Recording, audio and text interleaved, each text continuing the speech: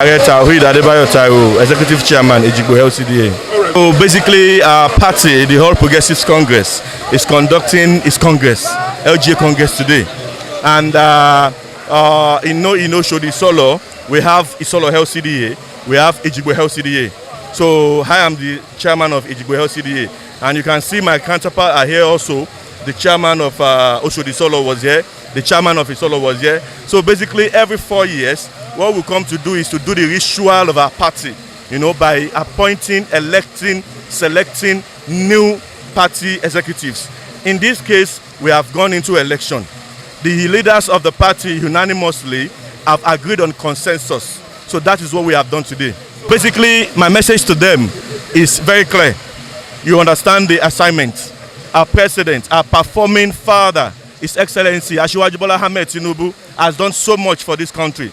The only thing we can do as a platform on which he's going to run is to galvanize all the grassroots support, is to make sure that we close ranks, we go back to our various wards and make sure that we sensitize our people that this is not the time to be divided. This is the time to face the upcoming general election in a united front.